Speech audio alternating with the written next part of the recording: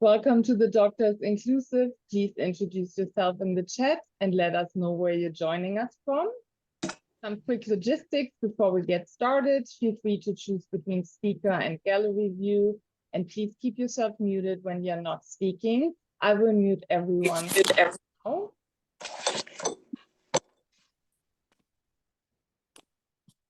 It is my pleasure to introduce our beloved Nancy Davis, Chief Creative Officer and Executive Director of the Global Wellness Summit and Institute, who will present today's program featuring Dr. Nicola Finley and our special guest. Nancy, good morning. Over to you. Good morning, Jessie. Thank you and welcome everyone. Dr. Nicola Finley is an integrative physician, a leading voice in health and wellness, and a member of the advisory board of the Global Wellness Summit. The Doctor is Inclusive series was born of a collective desire to educate ourselves about the challenges facing underserved communities with respect to health and wellness, and to also learn what we as a passionate, committed global industry can do to lead change. Nicola helps lead that change. Nicola will introduce her guests. I will just say that the Susie Ellis Scholarship for Equity and Wellness was born of my desire to honor Susie on the 15th anniversary of the summit and to create a program that would become part of her extraordinary legacy. With the financial contributions of just a handful of individuals and foundations, including Katrine Formby, who is on the call today and was the very first person to make this a reality. We launched the scholarship program in 2021, and it's been a resounding success. The first call I made after fundraising was to Nicola.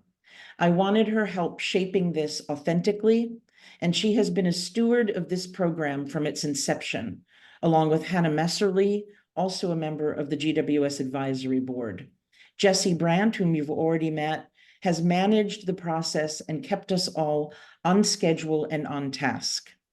Now to lead this provocative conversation, the graceful and gracious Nicola Finley. Thank you very much, Nancy. Thank you, Susie, and the whole Global Wellness family. And I love calling us a family because that's what we are. I'm going to go ahead and start by sharing my screen.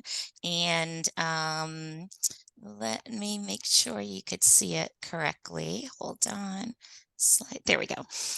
Okay, so we've entitled this webinar, and thank you for joining us for this webinar. I'm excited for this conversation. We've entitled the webinar, sorry, let me just move this down. I'm just organizing my screen. So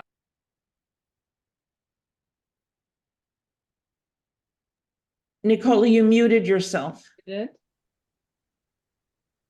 Nicola, you're muted. Jesse, can you unmute her? Okay, Jesse, you're unmuted now. am I unmuted now? Now you Okay. are. We didn't hear anything. Okay, so then I think I need to restart. Thank you. Welcome. My name is Dr. Nicola Finley. I'm excited that everyone is here. We've entitled this webinar, Empowering Equity. It's going to be a wonderful conversation. We had initially thought we would have 4 guest speakers. We have 3 guest speakers, and I'll talk about that in a minute. So what I'd like to do is to discuss what the layout's going to be. I will have the honor of introducing 3 of our scholarship recipients out of the 6 recipients that we have had thus far. I have a short PowerPoint presentation. We will have a long discussion with the guest speakers. And really, if you've been on a part of the Doctor is Inclusive webinar, you'll know that it is interactive. In the chat, feel free to put comments in the chat, to ask questions in the chat, and then we'll have the opportunity for each audience member who might be interested to ask a short question of our scholarship recipients. So I'll go ahead and I'll get started. So Global Wellness Summit. Global Wellness Summit is truly leading the way when it comes to how to strategically empower equity. And I think this scholarship program is a wonderful example. The concept was initiated and embraced by our leadership team, and Nancy and Susie both, Nancy mentioned that. We'll hear from Susie in a minute, and truly the whole global wellness team, especially Jessie, who we just heard from. I'd like to make sure I mention who leads our committee. The chair of our scholarship committee is Hannah Messerly. I'm on her committee. She's a fearless leader, really making this a robust program to what it is today. And we'll hear from the scholarship recipients. So we have 3 scholarship recipients we'll hear from, but I thought I would just mention the other 3 who were not able to make this call today. The first one is Jonathan Imperial from New York. We unfortunately last minute a work event came up that conflicted, so he wasn't able to join in, but he had all intentions of joining in. He's from our most recent summit from 2023. Also from 2023 summit from Australia is Rita Prasad Ildez, who couldn't make it today. And then also from 2022, the year before, from Nigeria is Esther Ajari.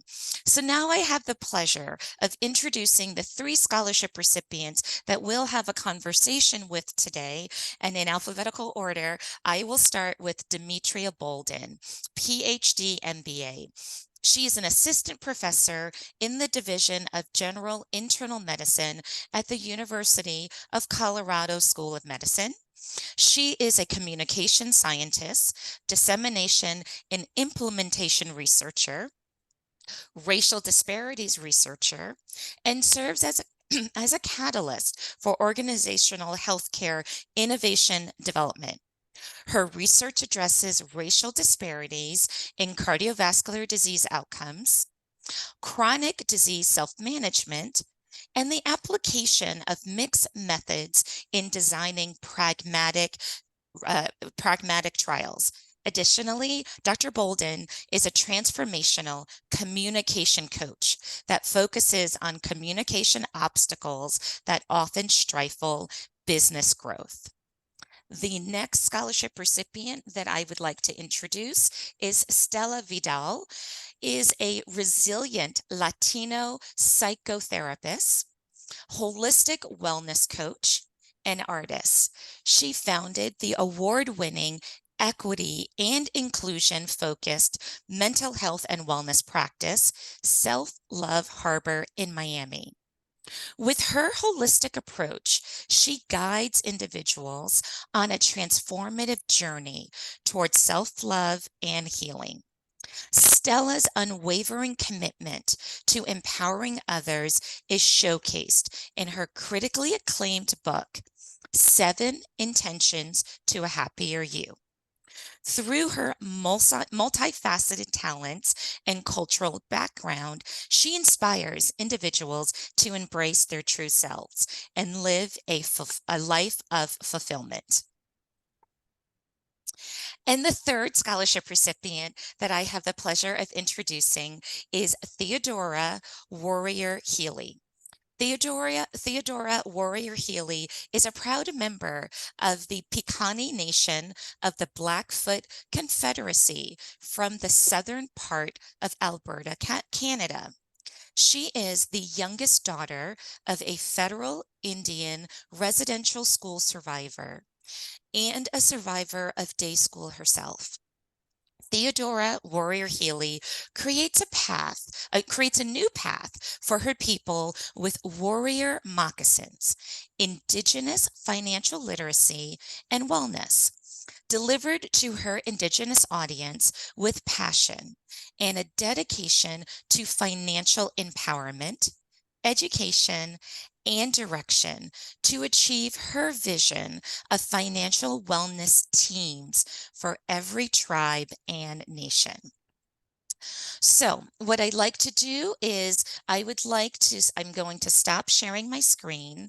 And at this point, I'd like to start our discussion. And to start our discussion, I'll start in order with the same question for all three of our scholarship recipients. And that question is, I want to know, how do they benefit from being a scholarship recipient?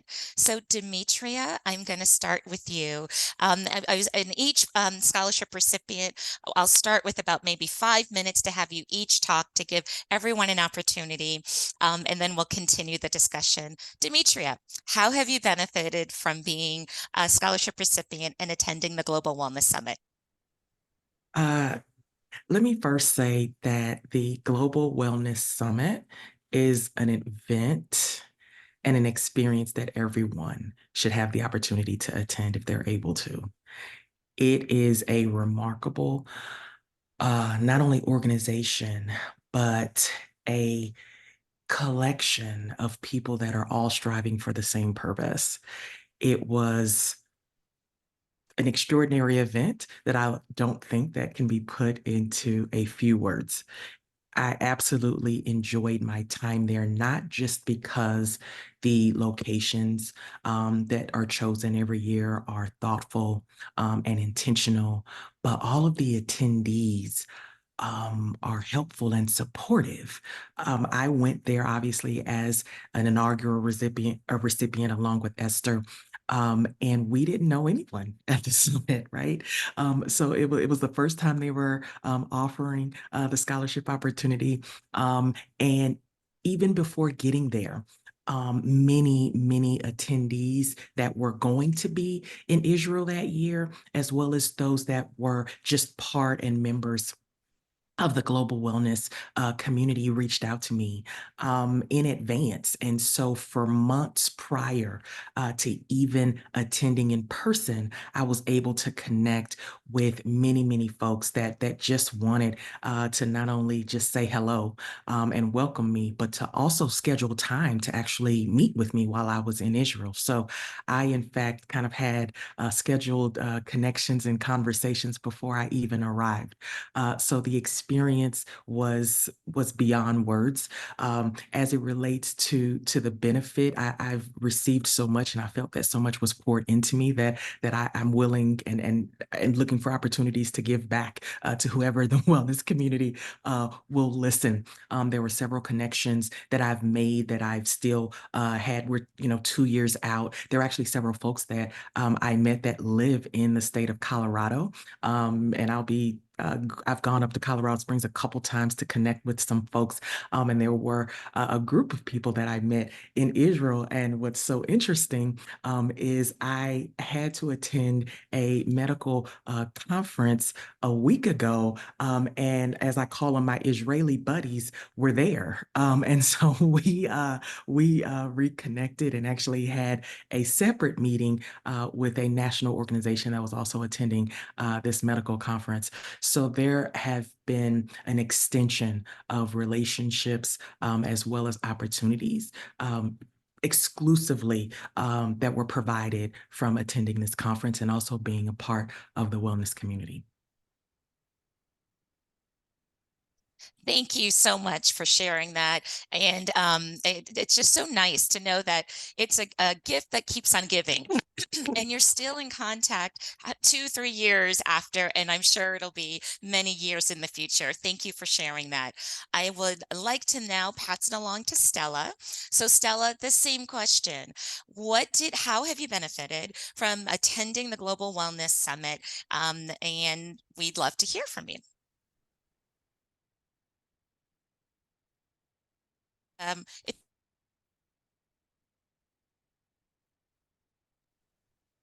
Thank you so much. I am so excited. It's bringing up the summit vibes just to be here. And I just, when I was at the summit for the first time last year in 2023, I truly felt in heaven. It was not just so pleasingly, like the view was beautiful, the way that the whole event was coordinated.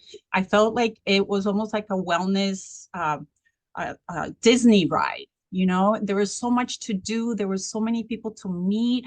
I had been working in the trenches of mental health and wellness for 25 years, really following my Latina values of, humility, hard work, making a difference. And I hadn't really had an opportunity to kind of look up and see, what was going on globally. So when I attended the Global Wellness Summit, it gave me that view, that global view that was so exciting and so transformative, because I understood that everything that I had been doing for so long on my own had actually an extended family. I felt like, as I mentioned in the summit, I was speaking their language and they were speaking mine. And it was so empowering. I felt lifted by the whole experience. And the relationships that I made there are still given back today. I have several people that I became friends with, actually friendly, that happen to live in South Florida with me. And we've connected repeatedly. We're working on creating different events for global wellness to amplify the voice of wellness. My mission is to really serve as a testimony for minority, especially the Latinx minority, to be able to give them inspiration and teach them about wellness, because many times we miss those conversations, sometimes because of financial situations or just the fact that we're not included in those conversations, we don't access those services. So coming back from the summit really gave me a renewed purpose of continuing to bless people with the language of wellness and to be inclusive as I do my work. Oh, Stella, that's just wonderful to hear. And it sounds similarly that you have connections, and locally it sounds like they're in Miami as well as beyond Miami, which sounds great. Okay, Theodora, same question for you. How have you benefited from the Global Wellness Summit? And remember to unmute. Yes, I was looking at that.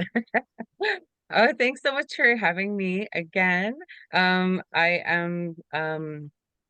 I was ecstatic. I was very shocked when I didn't really know what I was walking into. Dr. Nicola found me in search of a question about how do finances affect our wellness and our well-being.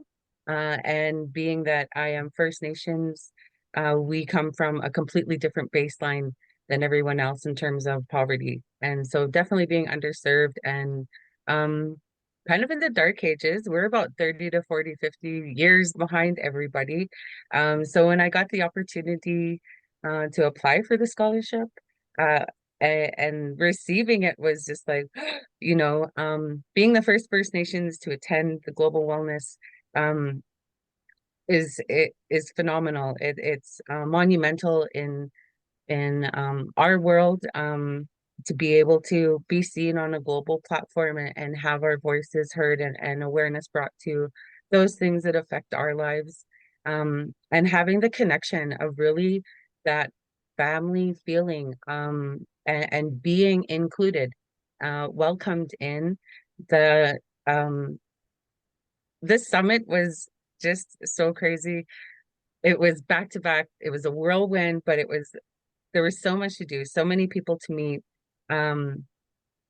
learning so much from what's going on globally, really opened my eyes as to the other things that Indigenous people can lean into in terms of our healing journey. And so being able to have that and bring that home and tell people, you know what, there's help out here, and these are the people that are making it happen. And here's our opportunity to share our wellness and how we heal and help one another. Yeah, just an amazing experience, and I'm so very happy to be here. Thank you. Thank you, Theodora. So Theodora is the only guest speaker who's been on the Doctors Inclusive twice. So I emailed her about that. So thrilled to have you. to have all three scholarship recipients on. And, you know, it's so interesting as I listen to all three, we can hear they represent different wellness sectors. They represent different underserved communities, and they bring such a rich history and culture and experiences to the summit. So we learn from them as summit recipients, and they learn from us. It's quite symbiotic that way. Okay, so what I'd like to do now is I'd like to just share one or two slides before we continue our discussion, and I will continue with the title, Empowering Equity. So what do we mean by equity? I think it's important for us to define equity. And the way that we can do that is by, hold on for some reason. Oh, here we go. Is we can, you know, I think a picture speaks 1,000 words. This graphic is from the Robert Wood Johnson Foundation. Over the years, they have had different ways to describe or to help illustrate equality versus equity. This is their most recent one that they launched in 2022. So if you can read what it says with equality, everyone gets the same, regardless if it's needed or right for them. And in the picture, it illustrates that. In contrast, equity, everyone gets what they need, and it's understanding the barriers, circumstances, and conditions. So there is a difference between equality and equity, and the scholarship is about empowering equity, and we're intentional in using that word because equity refers to allocating resources based on need because we all have different circumstances. So if we think about the scholarship program and how it's empowering equity is really thinking about the historical and societal factors that affect opportunities, that allows people to be able to attend such an amazing conference like the Global Wellness Summit, and also to propel their career forward. Because we all know that there are people or groups that might have an unfair advantage over another. And so we're trying to even out the playing field, try to impact that by making sure people get what they need. So what I'd like to do now is, before we have a more in-depth conversation with our scholarship recipients, let's talk about the title, the Susie Ellis Scholarship for Equity in Wellness. So I think now would be a wonderful time for us to hear from Susie Ellis in terms of her thoughts, her reflections, and whatever she'd like to share. Susie? Well, thank you, Nicola, and welcome to everyone, and especially to the scholarship recipients. I can't tell you how heartening it is to hear what you've said, and what I hear amongst all of you is that you were happy to see other people or meet other people who were speaking your language. And that's really what a lot of us delegates find when we first come to the Global Wellness Summit, is that, wow, there's people in other countries that are doing something similar to what I'm doing, or, you know, people who understand, you know, the heartbeat of wellness. So I just wanted to share a couple of things. I've been in the spa and wellness arena for many decades, and I will have to say that equity and equality and diversity, inclusiveness has not been a strength of ours. So, you know, going back to the 70s when I started, you know, partially because we have been part of the spa industry, we've already been labeled, and rightfully so, as elitist, and, you know, people of means can participate, and so on. And over the years, it's gotten a little bit better, but there's so much further we need to go. So when Nancy announced this, and Nancy, it was such a surprise when you announced this and named it after me, which I am honored. I was so thrilled because I thought, this is something we can do. We can help. And it can be maybe an example, because, you know, we're connected all over the world with a lot of other organizations and people. And if they do something also with, you know, equity and wellness, then we have much more reach than if, you know, everyone is just doing one thing. So Nancy, thank you for doing that. I'm also so grateful for Hannah and Nicola, who helped steer the program, and Jesse. And then I wanted to share something that was a surprise to me, because when Nancy first announced this, I thought, because, you know, academics, scholarship, I think about, okay, we're going to find people who are maybe thinking about going into the wellness arena, who might need some help in, you know, learning what it's all about. So I'm thinking, you know, college people, high school people, you know, if we give them a scholarship, they come to the summit, and then hopefully they'll join and be part, you know, participate. Well, as you can see from having met the scholars, what happened is we had so many people apply that were already serving underserved communities and represented that when Hannah and Nicola and the board made the decisions about who would be the scholars, what we realized and what I've learned is that these are people that are already working in the wellness arena, already making a difference, and we can help springboard so they can do more. And so I have to say that was a surprise, and a delightful surprise, because as you say, Nicola, it magnifies, it amplifies what they're doing, much more so than just maybe getting someone to start in the wellness field. So, you know, that was a surprise. And then as everything else, when something starts, you know, you start making adjustments and improving along the way.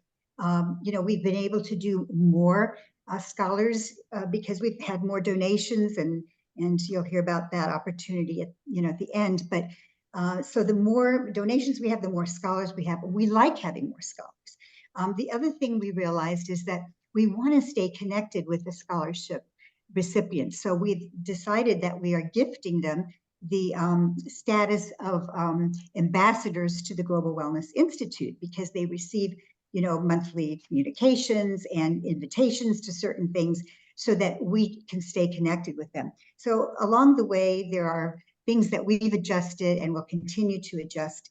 And even having this session today, you know, we get to learn as much from them as maybe they've learned from us. So I'm just humbled. Thank you, Nancy.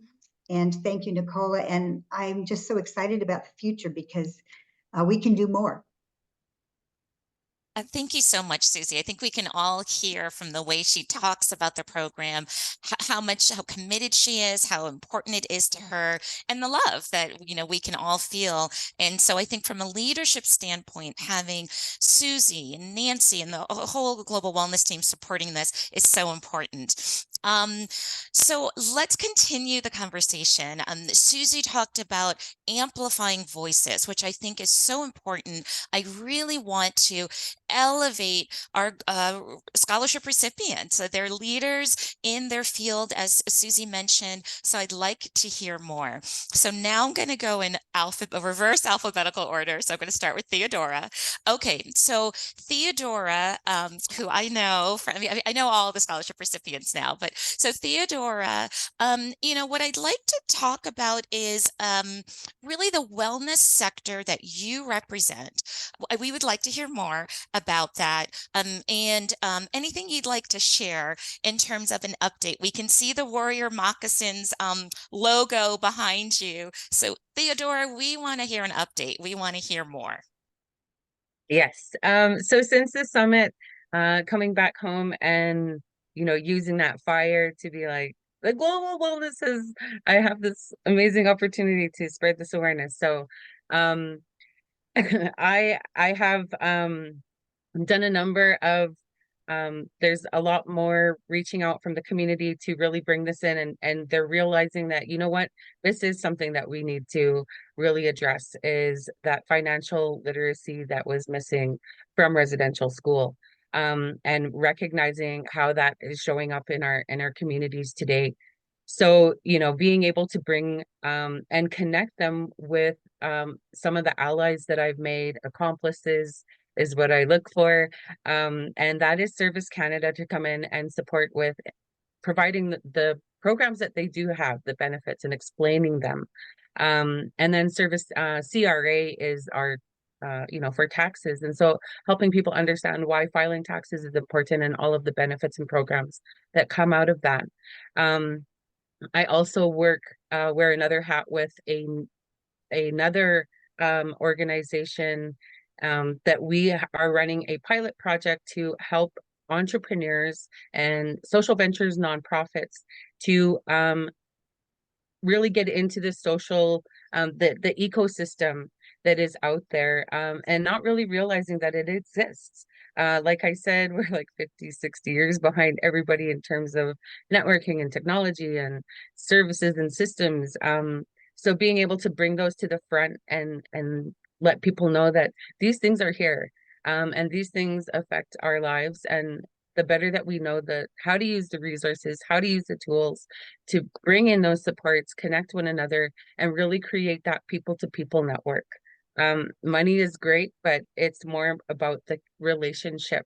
Especially with Indigenous people, it's all about community and connection, as our value systems conflict with Western society in terms of moving singularly, and we'd rather move as units. So being able to have the financial awareness in community that these programs are available, and the way that I give back is by providing free online to those who aren't in any programs, who don't have the resources to get to a place where I am speaking at. So really removing that barrier and opening the doors for anyone just to come and learn it and talk about the tax-free savings account or any of the products that nobody has ever talked to us about. Learning about investing. I have Alberta Securities Commission who comes in after my core workshops to do the next step in terms of letting them know what intro to investing is. And so just giving them the core fundamentals to begin their wellness journey. And then finance is just the tool that helps along the way, but it really is that people to people connecting that is going to really make this work impact positively and generationally. How nice. And it's generationally, and really what I took away so much from what you said, but it's really the relationship with finances, the relationship with money, it sounds like, and the values. I'm just curious, when you're working with your clients or in the group setting, what in particular, what financial issue comes up the most, or what's a theme that's a recurring theme that you're thinking that's something that is really relevant to my community that you're particularly focusing in on out of all the ones that you mentioned? Is there one that kind of rises to the top? Well, a lot of people don't know about the tax-free savings account. That is one mystery that because of its name, right? It's named wrong. Tax, nobody likes that word. Free, no one believes that one. Savings, nobody has that skill yet. An account is just so general. So, if it was called make your money here inside of this account investing, maybe more people would use it, but it's not. And so for me to explain, using my analogy of water and talking about containers and turning on those different taps, that's what, this is for me too. This isn't just for rich people. I can invest too, and I can start looking at my future in that way. And so being able to give that back to community is, something that is very helpful to them. I have helped a lot of families also open RESPs, which is the Registered Education Savings Plan, and working with banks to educate them on us so that we don't feel so intimidated when entering the financial institution to talk about money that we don't have, and that is free and there for us. And so really taking away the mystery that's happening there, and that relationship of, introducing somebody to the bank person to start the conversation and get them a little bit more ease that this isn't a bad thing. This is something, it's filling out some papers, but it's going to benefit you generationally, right? Your child could be the first one to go to post-secondary education because of this. And all it took was filling out the forms. But it's that empowerment piece, that confidence that, I've done it and it's something you can do too. And so it's lead by example is really where I'm going. Oh, wonderful. Thank you, Theodora. I'm going to talk with all three recipients, and at the end, we'll make sure we have an interactive conversation. Stella, you know, it's so important, mental wellness. You're in my home state of Florida. As a Latina woman, I know this is such an important topic with you. We want to hear more about what you're doing. You're doing so many great things. Tell us a little bit more, Stella. Oh, thank you so much. And yes, I agree with Susie when she said that, that there needs to be more inclusiveness. And when I attended the summit, it reinforced the fact that we need the scholarship. We need the Susie Ellis Equity and Wellness Scholarship to give people like myself the ability to kind of bump elbows with the pioneers in global wellness and kind of rub off a little bit on them as well, because I feel like us, Latinos have such a rich culture. Our values are so beautiful. Coming back from the summit, I was inspired to not just allow Latin people to access my services and create other events for them to access, but also inspired me to teach about our Latin culture in the wellness industry, because I feel that if we are included in those boardrooms where global wellness decisions are being made, I think it's going to be a great impact that we have, not just on the American people, the white American people, but also all minorities. Because I feel like I mentioned before, the value of family unit, respect, how to overcome generational trauma, how to be resilient. We're very resilient people, and it's beautiful to be able to teach people that are not familiar with our culture why it's important to include us.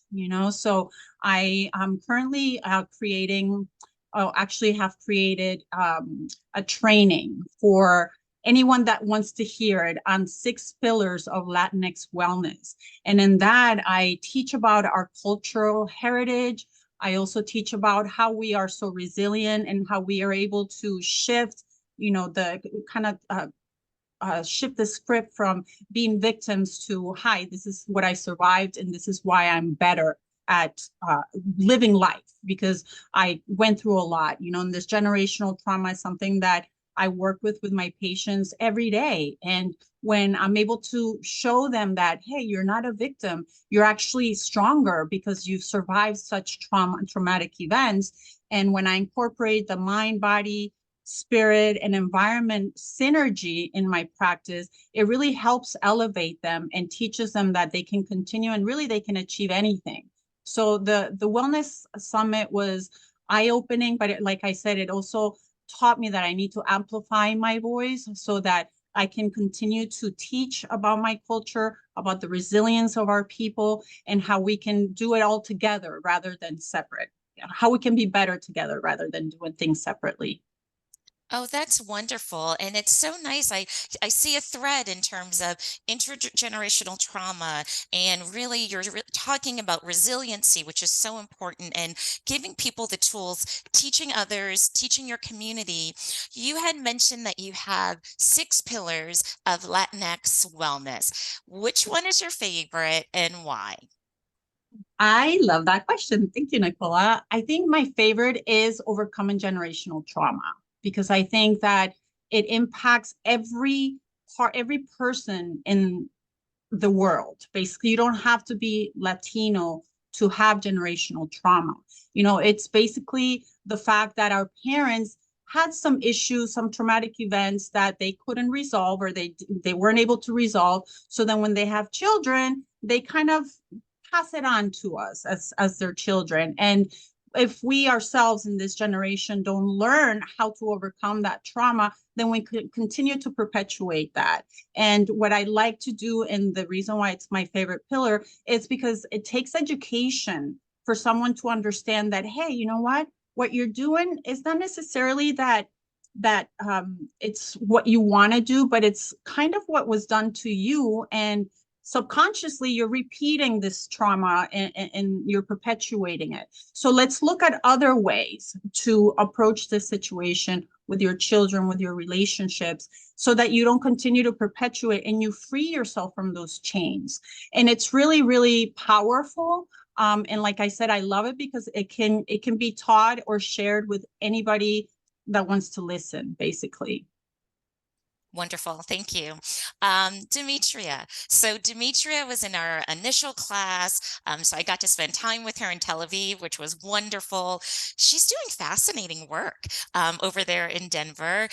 So Demetria, we want to learn more about what you're doing. When we think about racial disparities, we can go in so many directions, and you're doing research. You're at a medical school around communication.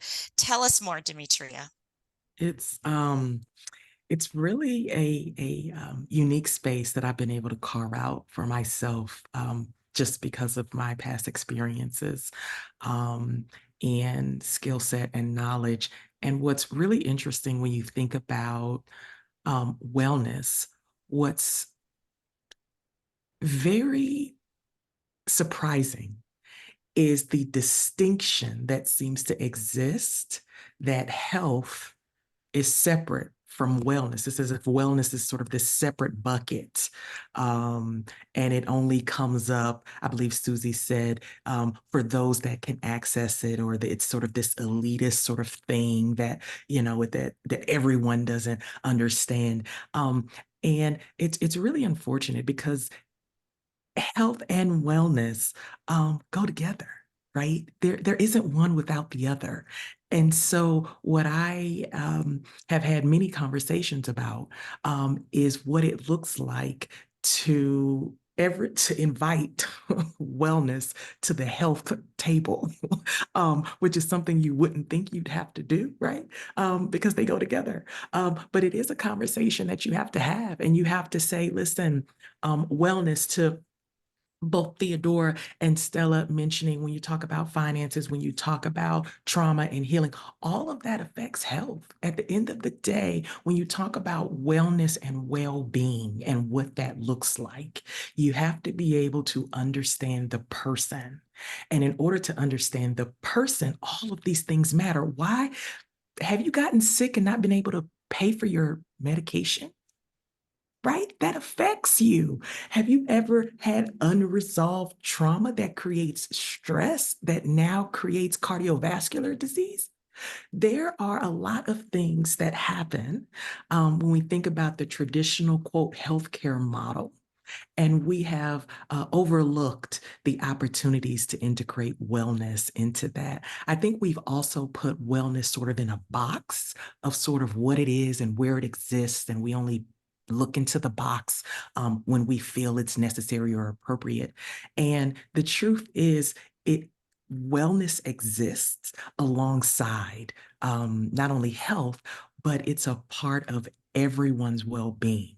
And so we have to be able to look at all of the things that exist from a chronic disease perspective, from a self-management perspective, from pharmaceutical development perspective, with wellness in mind. Because when you talk about being able to encourage people to live their best health, they have to be able to do that well. And that has to be a part of the conversation. And so when we think about, well, what do I do?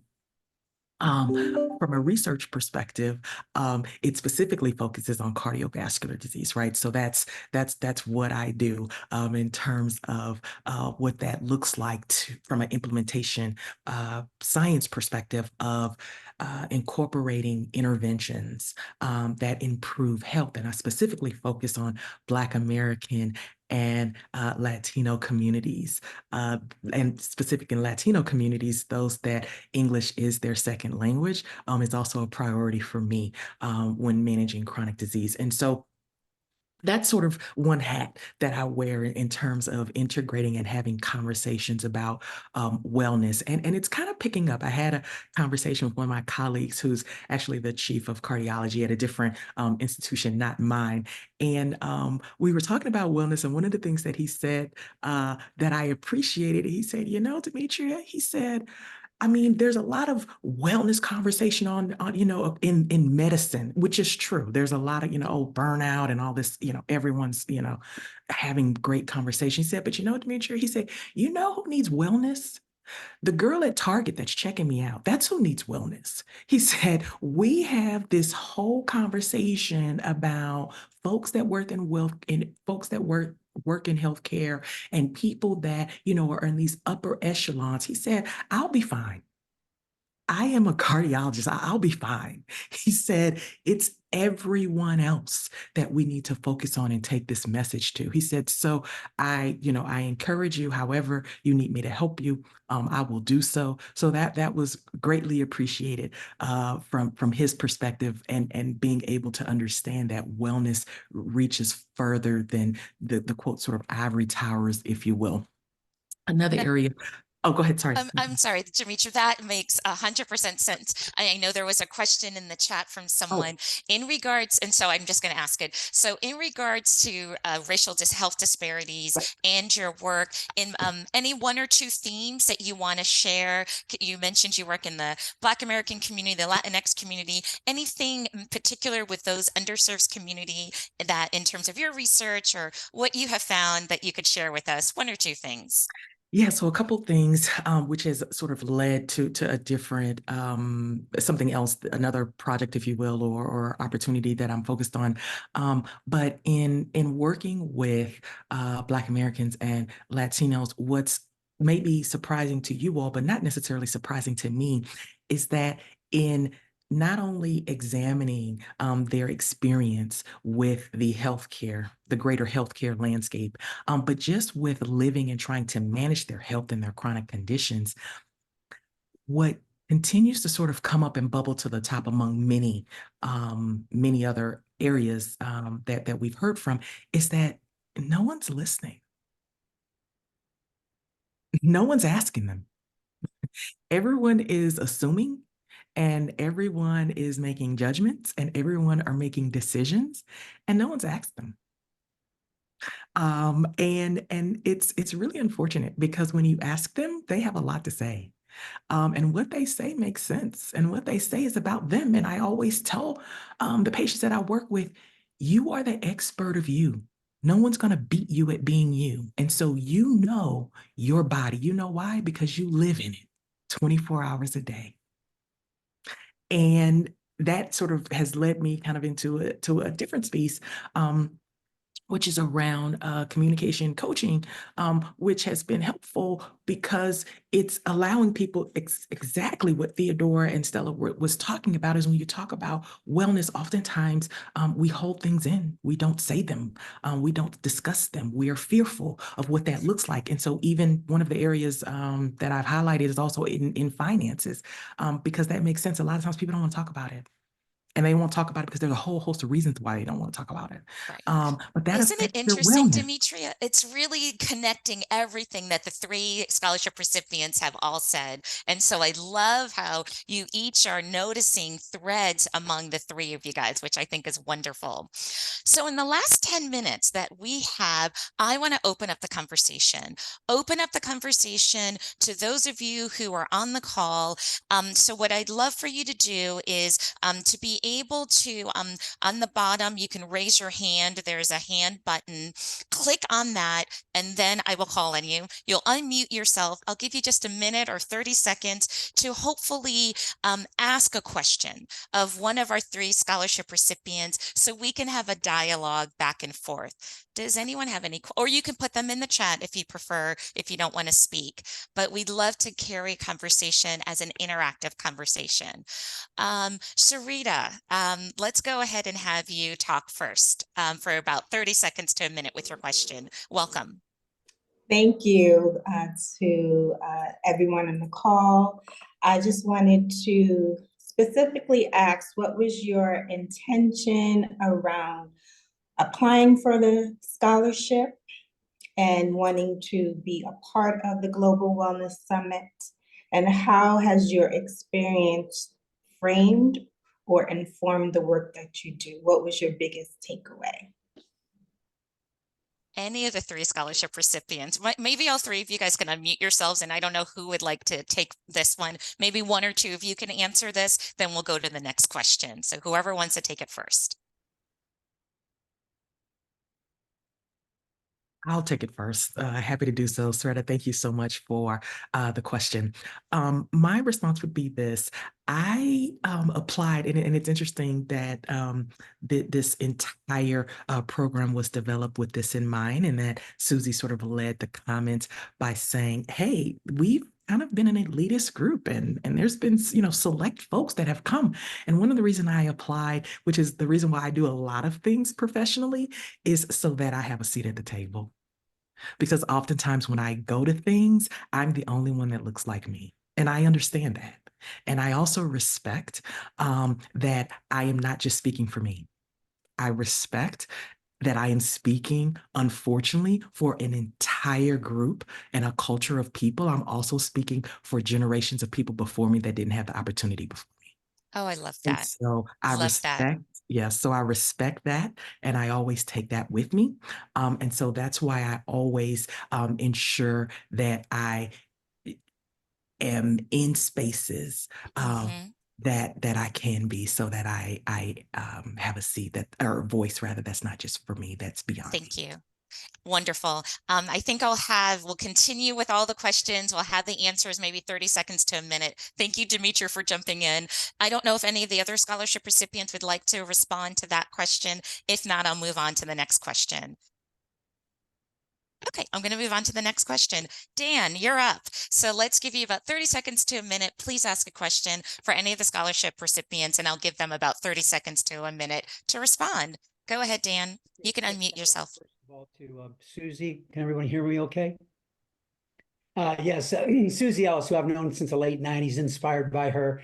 And these three recipients now just make my heart tingle, so to speak, in a good way, cardiovascularly, Demetria. But what we've been working on here quickly is that for the past 4 years, we've been working on a concept called Voices of Play LA.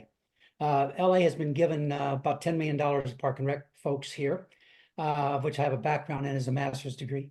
But I thought that we need to listen to our kids. 5 to 17 are the age groups of where LA is empowering kids through sport and wellness to improve their lifestyles. So we have been partnering with a group called Champs in Service, third generational Latinos that help create the Gang Truce in LA here. And we have created Play LA. So we're setting up mini studios in 8 different sections of the city of Los Angeles in collaboration with Parks and Rec to listen to our kids. And they have to learn the art of telling a 60-second story about who they like, what they like, and how they love it. And listening to our kids is the key. Oh, I love that, Dan. Just in light of time, do you have a question for our scholarship recipients? It sounds like that program is amazing. What about our kids? Okay, well, there you go. What about our kids? So I don't know if Stella or Theodora might feel comfortable here. I look at Stella's nodding her head. Go for it, Stella. Yes, absolutely. And thank you, Dan, for that. Yes, children are our future, even though it sounds cliche-ish. OMG, we need to focus on the children. And I work with children 5 to 17. I have several of them that are minorities. And when I work with them, the one thing that I do say is I incorporate the parents, educating the parents, not only on parenting, but how to navigate a dual cultural experience. A lot of times these children, Latino children, they live in 2 worlds. They live in the American world, and then they go home to a Latin world. And it creates a lot of dysfunction in their mind, some cognitive dissonance, and they become awkward sometimes because they don't understand how to click and how to switch back and forth. So my work here with the minority population entails, when I work with children, entails the whole family, because I think it's more than just one level. I love that. It's really involving the whole family. Wonderful. Thank you. I'm going to, Theodora, did you have anything to add in terms of children? So what we do today impacts our next 7 generations, right? That is something that we're taught. So being mindful of all of our actions, and, the smallest to the biggest thing that we're doing is impacting that. So carrying that with me every day is what I'm doing, is the heart of it, is because if I can change a path that we were put on, we didn't have to go this way, you know, and how rare we are, we can really have a huge impact. So yes, children are the way. It's never too early to talk about finances with children, right, Theodora? So I love how both Stella is working with them hands-on and Theodora as well. Catherine, you're up. So I know we only have a few more minutes, so I'm going to ask, if you don't mind, just to just ask your question for any of the scholarship recipients. Thank Yes, you. I'm studying wellness real estate solutions here at Harvard. I'm a fellow, and previously created Amazon's Housing Equity Fund, which is a $2+ billion effort, just from an idea. But my question is, what about the real estate-based solutions, the place-based solutions? So anybody who has special places that you've gone to that are inclusive, I'd love to hear about them. Okay. Any of the three scholars want I to? will. Okay, Theodora, take it away. So we have a number of different places and are really pushing for more space. I always talk about our population count. So First Nations in Canada population count just 5 years ago was 977,000. Last year was the very first year that we ever tipped over 1 million across Canada. And population here in Canada is 40 million. So we're actually very rare. And so being able to, you know, take up space in our homeland and have space in our homeland is very important. And it's something that I push for a lot, of people recognizing that we were displaced, and you know, that these are the efforts that can be made and should be made to make this inclusive and an equal place for us all. As we're living together, we have to get along together and going forward. Oh, thanks. I love that. So I know we only have a few minutes left. So thank you for your question, Catherine. That sounds very interesting. Jackie, so nice to see you again. And so we're going to round it out with our last question from Jackie. We'll just keep it a question, if you don't mind, just in light of time. Go for it, Jackie. Absolutely. So I just wanted to, first of all, thank all of you for being here. I'm the chair of the Diversity, Equity, Inclusion Initiative for GWI. And so one of the things that we're talking about is financial wellness and how to create inclusive spaces. So if you could give any guidance, any one of you who want to pop in, on what it looks like to create an inclusive space for financially in wellness, what does that look like? Any of the three. I think Theodora would be the right person, but any of the three can go for it. Okay, whoever wants to answer. Yeah. Thank you. So the way that I create a safe space for us is I don't allow any non-Indigenous in. It has to be a room that is completely us, because it's us who understand where we come from. Nobody comes from where we come from. We come from different value systems, different economically, our backgrounds are just completely different. So being able to share a safe space that everybody knows that they all came from that same place of being residential school, either survivors or children of, and knowing that we've all come from that place, and it's okay to share and our knowledge and our stories to empower one another to continue our healing journeys. Wonderful. Thank you. I want to make sure also Stella and Demetria, they have an opportunity for any last words. Stella, any last words you'd like to round off with before we end? My last words are that I feel like I belong to a community that is changing the world. When I went into, even before going into the summit and meeting some of you beforehand, I felt like I truly belong to a family. And the more that I interact with people that are part of the global wellness industry, the more I feel like I have cemented a place in a family that really has a higher purpose. And that's why one of the main reasons why I was so inspired to come back and work with my population, to be able to spread that love and kind of pave it forward, as we say. So I'm just super grateful. And I think that gratitude just continues to fuel my fire. And I appreciate the opportunity to be here and share my story today. Oh, wonderful. Oh, I love that. It's definitely movement, paying it forward for sure. Demetria, you get to have last words for us, please. I think that the opportunity that has been afforded to me has opened my eyes to not only the possibilities, but the people out here that want to contribute and want to innovate and want to expand the wellness space. And I think, as Susie alluded to, the many decades that she's committed to the spa and wellness industry, I look forward to building upon that. There's still opportunity to grow, there's still opportunity to learn, and there's still opportunity to innovate in that space. And so I look forward and will continue to be a contributor to that. Wonderful. And So, Nicola, oh, do you mind yes, if I just jump in? Because for I sure. wouldn't be doing my job to let people know it's possible for you to help if you would like to donate. And if anyone is interested in helping this program, they can just go to the globalwellnessinstitute.org website, and there's a button that says support us.